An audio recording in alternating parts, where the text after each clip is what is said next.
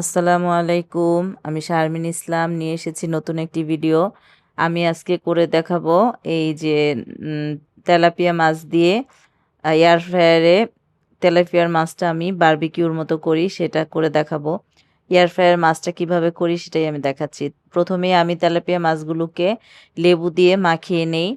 আ আমি হচ্ছে ২ টা মাছ নিয়েছি আজকে। ২ টা মাছ পরিষ্কার করে ধুয়ে মাছের গায়ে হচ্ছে মানে একটু কেটে নিয়েছি। আর ২ টা মাছের ২ টা সাইডে আমি ভালো করে লেবু দিয়ে মাখিয়ে নিচ্ছি। আমি ২ টা ফালি লেবু নিয়েছি।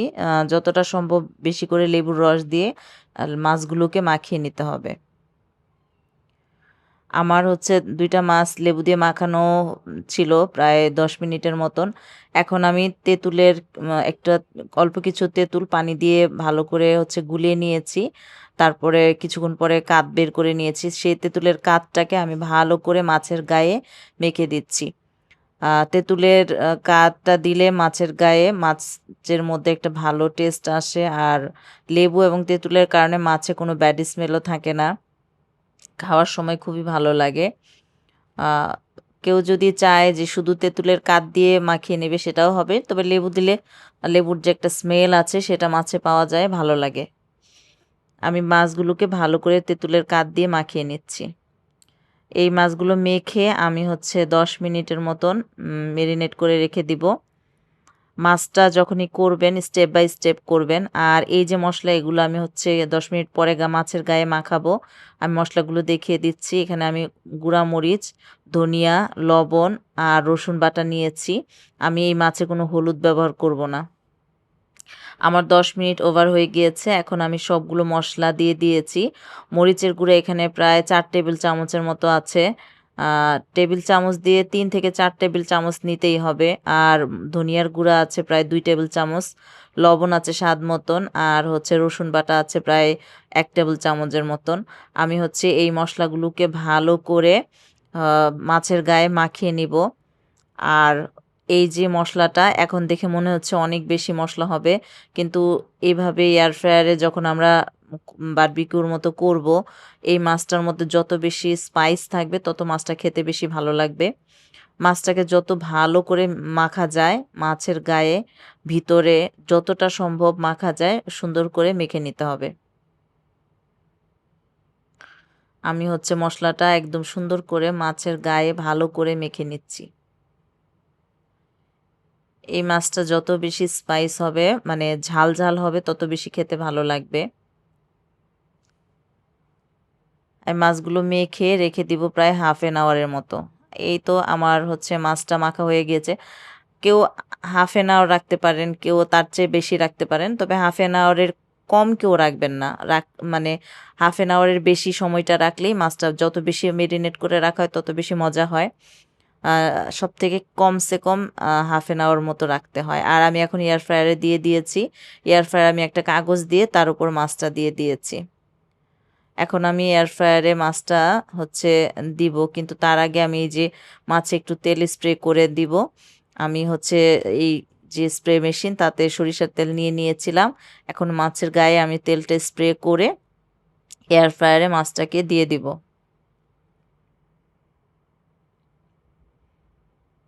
আমি হচ্ছে এয়ার ফ্রায়ারে মাছটা দিয়ে দিয়েছি। এখন আমি হচ্ছে টেম্পারেচার আর টাইমটা সেট করব। এখানে আমি ২০০ ডিগ্রি সেলসিয়াস তাপমাত্রায় রেখেছি এবং টেম্পারেচার প্রায় এখানে ৫০ মিনিটের ৩০ ৩০ মিনিটের উপরে আছে এখানে। ৩০ মিনিটের মতন করেই দিয়েছিলাম আমি। আর টেম্পারেচার আসে ২০০ ডিগ্রিতে। আমার হচ্ছে আ এখানে 15 মিনিটস ওভার হওয়ার পরে আমি মাছটাকে বের করে নিয়েছি। এখন আমি মাছটাকে উল্টে দিব। আমি হচ্ছে গিয়ে খুন্তি দিয়ে মাছটাকে আলতো করে উল্টে দেওয়ার চেষ্টা করব। এই কাজটা একটু সাবধানে করতে হবে, অনেক সময় মাছগুলো ভেঙে যায়। আর এই যে আমি এখন এই মাছটার জন্য আমি চাটনি দিয়ে একটা বানিয়ে নিব। আমি মাছটাকে উল্টে আবার এয়ার ফ্রায়ারে দিয়ে দিয়েছি।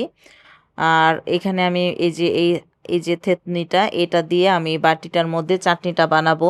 চাটনিটা বানানোর জন্য নিয়েছি আমি ৩ টে কাঁচামরিচ, কিছুটা রসুন কুচি, আর নিয়েছি হচ্ছে আমি রসুন কুচি আর কাঁচামরিচটাকে ভালো করে থেতলে নিব। আর সাথে দিব আমি হচ্ছে পুদিনা পাতা কিছুটা, ধনিয়া পাতা কিছুটা, আর লাস্টে দিব লেবু। লেবুর রসটা দিব আরকি। আমি কাঁচামরিচটা আর রসুনটাকে ভালো করে থেতলে নিচ্ছি। কেউ যদি শিলপাটায় এটা থেতলে নেয় সেটাও হবে। যার বাসায় যেটা অ্যাভেলেবেল আছে সে সেটা দিয়ে করবে। আমি হচ্ছে সাধারণত এই হাত হাত যে হ্যামারটা থাকে এটা দিয়ে আমি হচ্ছে এই চাটনিগুলো করে থাকি। এই চাটনিটা আমি মাছের সাথে খাওয়ার জন্য করছি। এই চাটনিটা খুবই সুস্বাদু এবং খুবই চমৎকার। আসলে এই চাটনির কারণে মাছের স্বাদটাই চেঞ্জ হয়ে যাবে। আমি সময় নিয়ে থেতলে, থেতলে ভালো করে হচ্ছে গিয়ে মরিচটা, কাঁচা মরিচটা, আর রসুনটাকে থেতলে নিচ্ছি। একদম ভালো করে থেতলে, থেতলে এটাকে আমি মিহি করে নিব।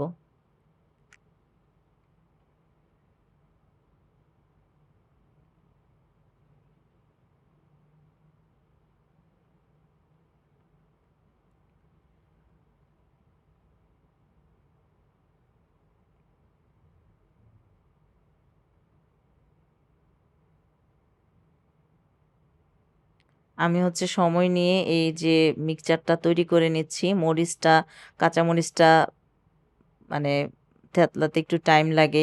এটা যেহেতু কাঠের একটা হামার, আ শিলপাটার যে পুতাটা থাকে সেটা দিয়ে থেতলাইলে তাড়াতাড়ি হয়ে যাবে। তবে আমি একটু সময় নিয়ে আস্তে, আস্তে করে নিচ্ছি বাটিতে যেহেতু করছি। কাঁচা মরিচটা, রসুনটাকে ভালো করে থেতলে, থেতলে একদম ছেঁচে, ছেঁচে ভালো করে মিহি করে নিব। এটা আবার বেটে নিবেন না। বেটে নিলে ভালো লাগে না। একটু আধো ভাঙা, আধো ভাঙা হলে চাটনিটা খেতে ভালো লাগে।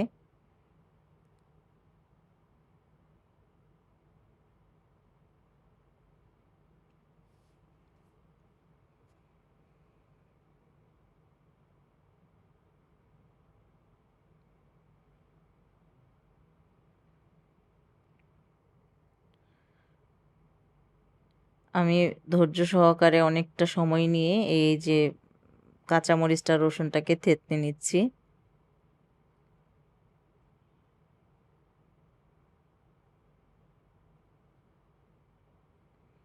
এখন আমি ধনেপাতা আর পুদিনা পাতা ২ টাই দিয়ে দিচ্ছি। এই চাটনিতে ধনেপাতা এবং পুদিনা পাতা ২ টাই দেওয়ার চেষ্টা করবেন। আ আসলে ধনেপাতা এবং পুদিনা পাতা ২ টার একটা কম্বিনেশন স্মেল আসবে। ২ টা একসাথে দিলে স্মেলটা ভালো আসে, খেতেও অনেক বেশি ভালো লাগে।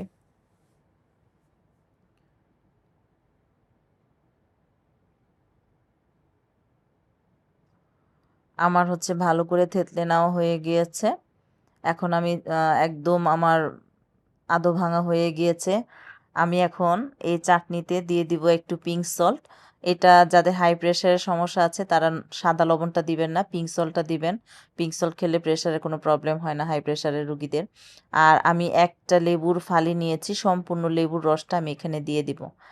এই যে চাটনিটা হচ্ছে, এই চাটনিটার স্বাদ অসাধারণ। যারা হচ্ছে গিয়ে কখনো বানাননি, মাছের সাথে বা মাছ চিকেন বারবিকিউ বা ফিশ বারবিকিউর সাথে করে খাবেন। খুবই অসাধারণ হয় খেতে। আমার চাটনিটা রেডি। আমি চাটনিটা রেডি করে রেখে দেব।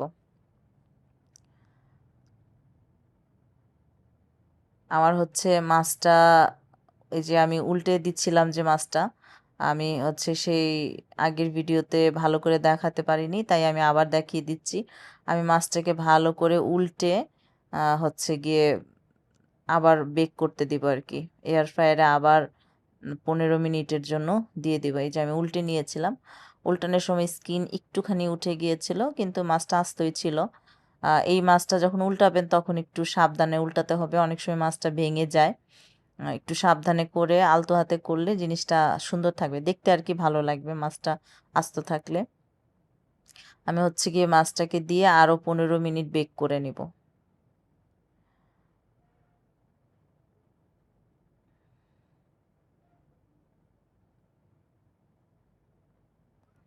আমার মাছটা হয়ে গিয়েছে। টোটাল আমি ৩০ মিনিটের মতো বেক করেছি। কারো যদি আরও বেশি পোড়া, পোড়া খেতে ইচ্ছা করে তাহলে তারা ৪০ মিনিটের মতো করতে পারেন।